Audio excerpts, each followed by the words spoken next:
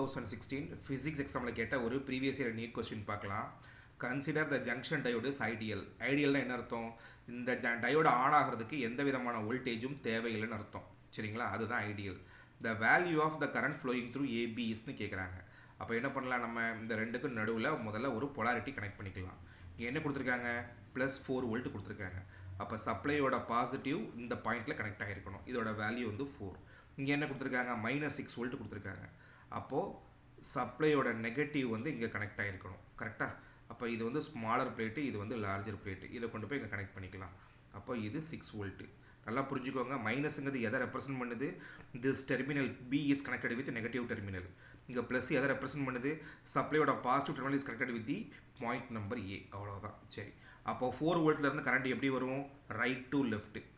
6 வோல்ட்லேருந்து கரண்ட் எப்படி வரும்? Right to left. ரெண்டுமே சேம் டைரக்ஷனா? அப்போ என்ன பண்ணிக்கலாம்? மொத்தத்தையும் ஆட் பண்ணிக்கலாமா? அப்போது மொத்தமாக நம்ம என்ன பண்ணிக்கலாம்? சிம்பிளாக 10 வோல்ட்னு போட்டுக்கலாம். அப்போது இது 10 வோல்ட். அவ்வளோதான். அப்புறம் இது எதுவுமே தேவையில்லை. அப்போ 10 வோல்ட், ஒரு டயோடு, ஒரு 1K ஓம் ரெசிஸ்டன்ஸ். அவ்வளோதான். V எவ்வளவு? 10 வோல்ட்டு.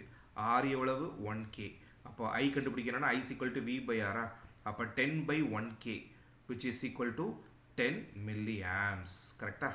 சரி, அதாவது 10/1000. இவங்க வந்து எல்லாமே கன்ஃபியூஸ் பண்ணுற மாதிரி கொடுத்துருக்காங்க. 10/1000 கட் பண்ணால் நமக்கு என்ன கிடைக்கும்? கீழே 1/100. 1/100னா என்ன கிடைக்கும்? 10⁻⁻2 ஆம்ஸ். 10⁻⁻2 ஆம்ஸ் எங்கே இருக்குது? ஆப்ஷன் டியில் இருக்குது. அப்போ ஆப்ஷன் டி